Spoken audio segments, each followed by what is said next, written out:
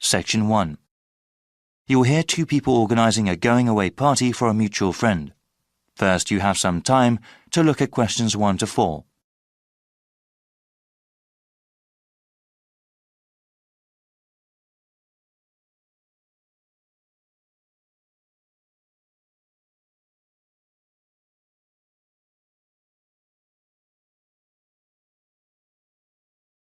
Now we shall begin.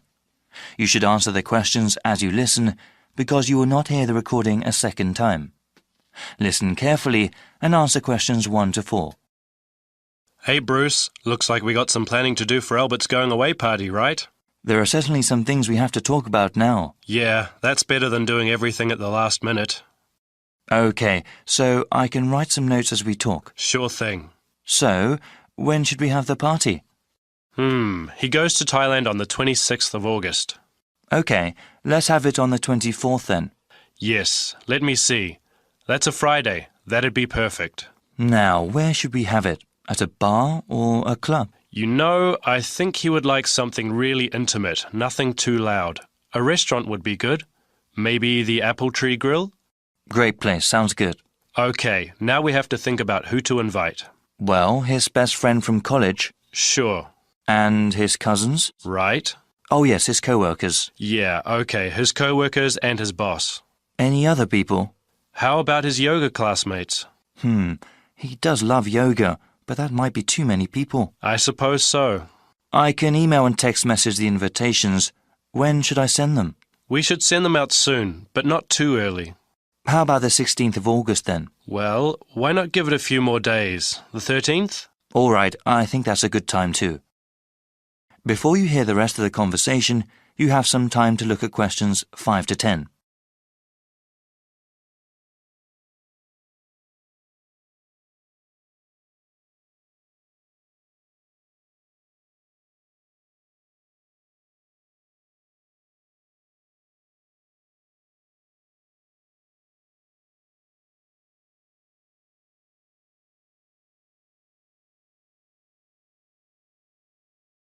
Now listen and answer questions 5 to 10. Okay now, we have to think of a gift. Should we all get one? No, I was thinking we could all give money for the party and the gift. You know, something really nice. Yeah, that'd be better than getting him little things individually. I can ask for the money. Thanks for doing that. How much should we ask for? I think we should ask for maybe $15 each. Is that too much? No, not at all. He's going away for 2 years. That would give us about $150. That's a good amount. Yeah, well, I'm thinking we could get him something practical. Yes, especially since he's going abroad. Something he could use, something that's also portable. We could get him an article of clothing, perhaps, or maybe even a pair of shoes. Shoes are nice, but they might wear out easily, especially where he's going. Maybe a book light? A what? Yeah, he loves to read, and a book light would be very convenient when he travels. Okay, that's one good gift idea. Did you write that down? Yep. Now, we need to think about reservations at the restaurant. Well, we should get their big banquet room, yeah? Yes, definitely. Should we ask the restaurant to prepare a buffet?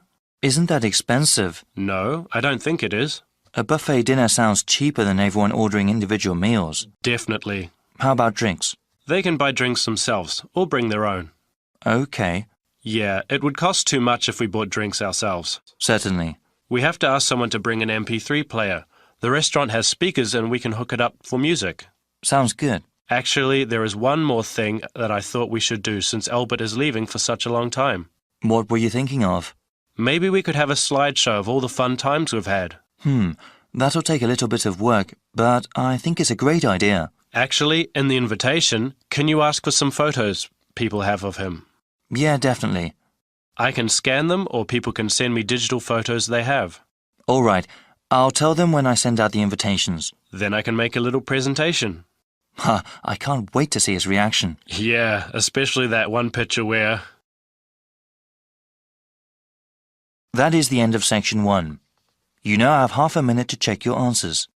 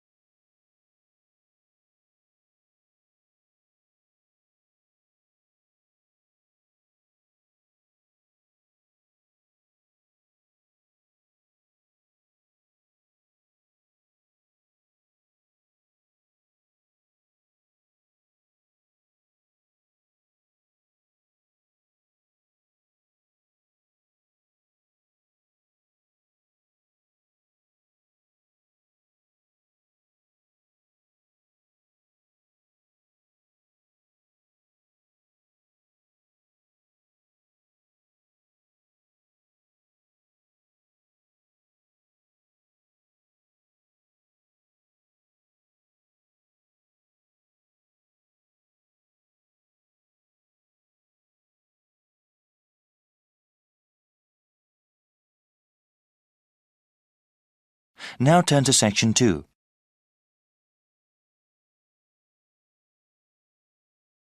Section 2. You will hear a webcast on the Freeman Travel Services website. First, you have some time to look at questions 11 to 16.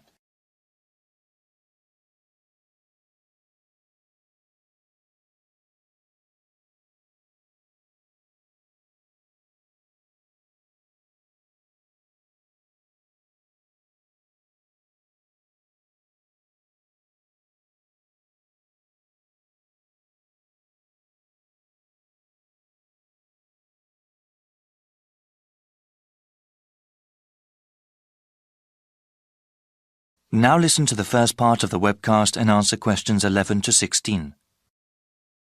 Welcome to the Freeman Travel Services website. We appreciate your visit. Please listen to this introductory webcast for general information. You can click another link at any time. For webcasts in other languages, like Spanish or German, please click on the links above the media player. From this website, you can access audio information on our latest travel offers.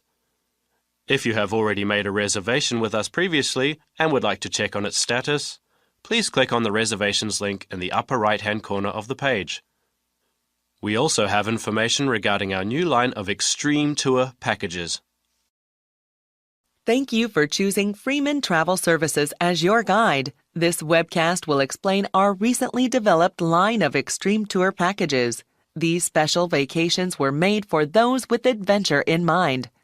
We have already gotten awards from a highly regarded travel agency association for these tours. Here at Freeman, we want to help you create memories that last a lifetime. These are not your everyday ordinary tour packages. On these excursions, you will have the chance to challenge yourself and grow as a person. How many other travel agencies can claim to help you do that? We currently offer extreme tours on 3 different continents. In South America, we have programs in Brazil, Peru, and Argentina. In Southeast Asia, you can go to Thailand or Vietnam. Finally, we just recently started selling spaces for tours in Australia. We also plan to offer more locations around the world in the coming year. Please check this website for future updates. There are highly trained people guiding you on every one of our tours. For those independent travelers, don't worry, there are plenty of opportunities available to explore on your own. Whenever you purchase one of our tour packages, we do our best to accommodate you. Round-trip airfare to your destination is included, along with any accommodation and transportation needed in that country. We don't include food or any sort of entertainment in the price. We know that our customers often want to discover these things by themselves. Before you hear the rest of the webcast, you have some time to look at questions 17 to 20.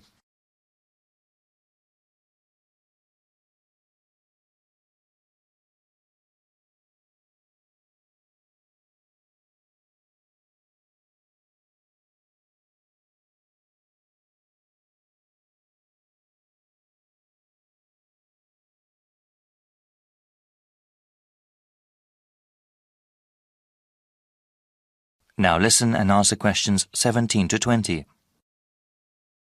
Following is a brief summary of some of the tours that we offer. Peru is home to an ancient civilization. The Andes Mountains provide stunning views to enjoy when you go hiking and camping on our 5-day tour package.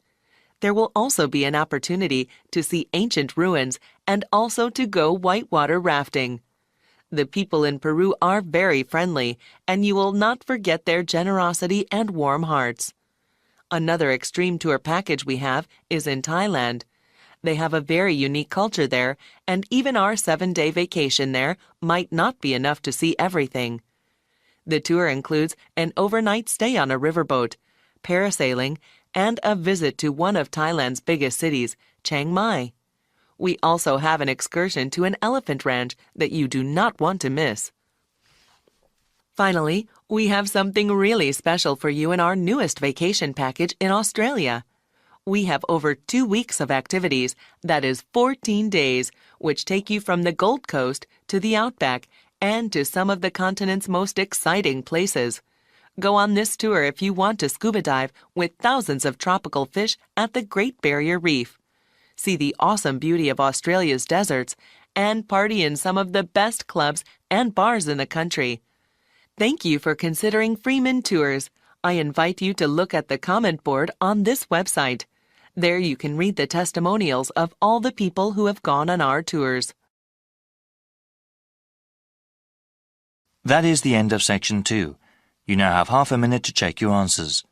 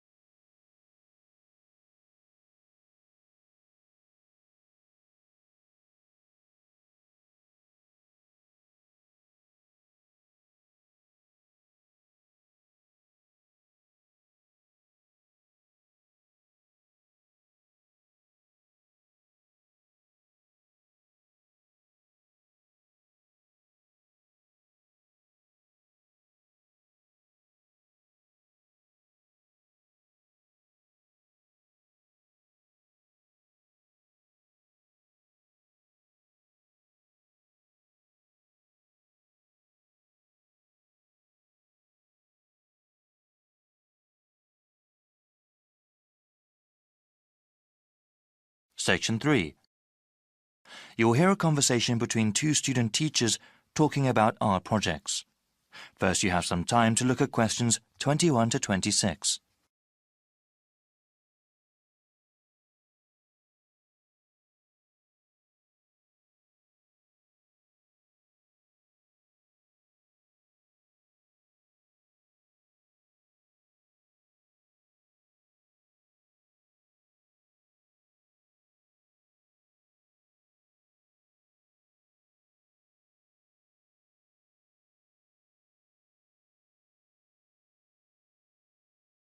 Now listen carefully and answer questions 21 to 26.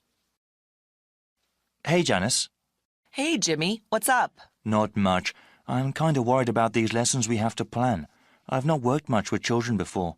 Oh, you don't have anything to worry about, Jimmy. All we have to do is choose a few art projects to do with the kids. Then we have to get the materials for them and do the projects by the end of the month. Okay, that doesn't sound too bad then. Maybe we could get some ideas from online websites. Yep, already did that. I printed out descriptions of the best 5 and I wanted to ask you what you thought. Great, yeah. Let's look over them. Here you go. Some are from a teaching website and some are from an arts and crafts website. We can talk about what kind of materials we'll need and what would be best for our students. The first art project here is called Make Your Own Mask. That sounds like fun. For materials, all we need are scissors, markers, stiff paper, and pieces of string. We have all those at the school already. What's the procedure again? You give everyone the stiff paper. There are some basic guidelines the kids have to follow, like where to cut out holes for the eyes and then one hole for the nose. The kids then colour in the mask any way they want, or we can ask them to create masks with a theme, like animals or something. That seems easy to do. Okay, now the second project here. Yes? This one is called Shoebox Dioramas. Each student gets a shoebox and puts one long side of the shoebox into the lid. It now looks sort of like a covered theatre stage. The students then have to create a scene inside the shoebox with the materials we give them, including styrofoam and basically anything else we can think of. We can tell them to do a historical scene or just somewhere they have been before. All right, well, what's the next one? For art project number 3, we need egg cartons and pipe cleaners. What's a pipe cleaner? Pipe cleaners are basically flexible lengths of metal wire that are furry. They come in all sorts of different colours. They're very useful in crafts.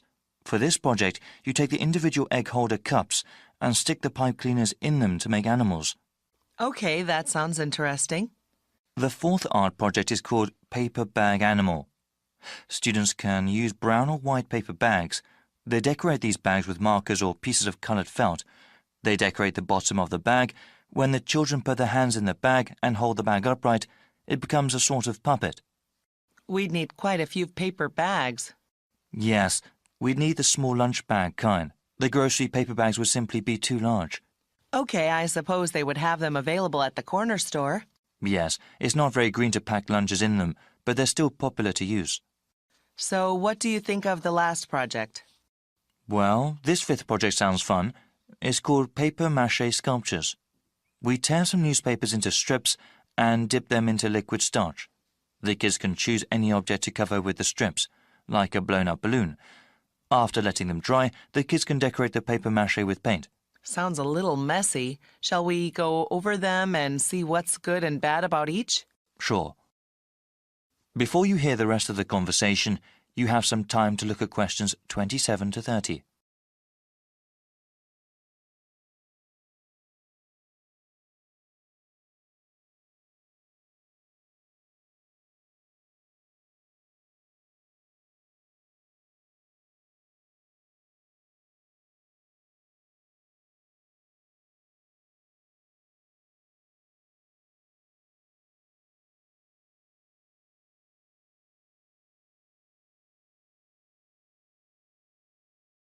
Now listen and answer questions 27 to 30. So yeah, number 1 sounds really easy to do, and you mentioned that we already have all the materials, right? Yes, but I think I wanted to do something a bit more hands-on and creative. I mean, I suppose they can wear their masks and play around, but the project is just basically drawing on paper. It might be too easy. I suppose so. What do you think about number 2? Well, it certainly is more creative, but do you think that is too hard? I mean, they would have to create whole scenes out of a lot of different kinds of materials. Well, I think that the kids could do it. We would have to give them a little more guidance, but you're right, it might be too difficult for them. How about number 3? I did this one as a child. Yes, I tried to make egg carton creatures as well. It was quite fun, as I recall. Do you think we could get the supplies? I suppose, though unfortunately the craft store in town is closed. It might be hard. I see. Well, then, we'd have to find another way to get them if we do this project. Okay, well, what do you think of the fourth art project? Well, when I first looked at it, I thought it might be good, but you know what? Yes, what is it? Actually, I think our students may have already done this art project in another section. Oh, really? You think they have? Yes, I'm pretty sure now, actually. I don't think it'd be good to repeat it. I suppose so. How about the last project? I really like the concept, but it seems really messy. I mean, we have to dip the newspaper strips by hand into the starch, then wrap it around something, and finally paint the object after it dries. It sounds really fun, but there will definitely be a lot of cleanup. Well, that's too bad then. I guess I can go online and do some more research. You know, I'll help with that too. Thanks, Jimmy. I'm sure we'll find something. That is the end of section 3. You now have half a minute to check your answers.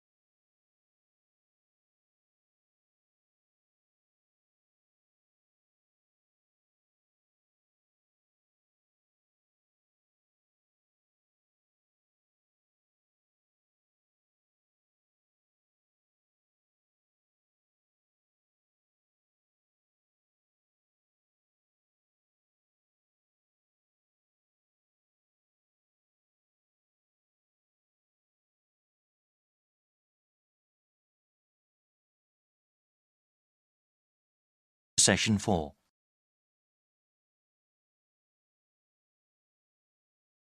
Section 4. You'll hear a lecturer talking about the reintroduction of grey wolves into the wild. First, you have some time to look at questions 31 to 40.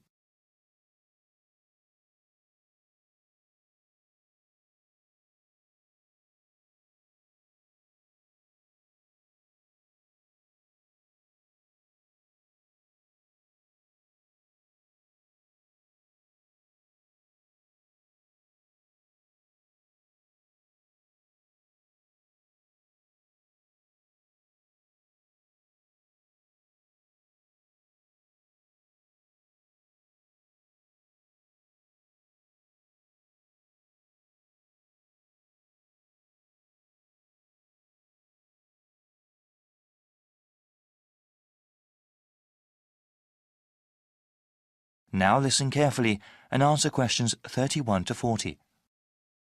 I am going to talk about one of my favorite animals today, the grey wolf. Similar to other top-level predators, like the shark, wolves sometimes have a bad reputation. It is true, they do sometimes attack herds of livestock that people depend on. In nature, however, grey wolves are a critical part of the ecosystem. Wolves are larger than the average dog. They also have a keener sense of smell since they are not a domesticated species and still live and hunt in the wild. They hunt in small packs and actually have a sophisticated social system. Scientists have observed that wolf packs are well defined by hierarchies. There is one hierarchy for male wolves and one for female wolves. At the top of each is an alpha male and an alpha female. They are not leaders of the pack according to the human definition, but they seem to have special privileges compared to the other wolves. This privilege has to do more with reproducing rather than having more food. Any pair of wolves in a pack may breed, but it is usually the alpha pair's wolf pups that are the most successful. Other pairs may not be able to raise their offspring to maturity, especially when there are limited resources. The alpha status among wolves is not permanent. Wolves are free to challenge the alpha male. These challenges are not necessarily physical fights, but are mostly ritual confrontations that involve bluffing and posturing. There is always the potential for violence, though, and sometimes the jockeying for the alpha status is fatal for one of the participants.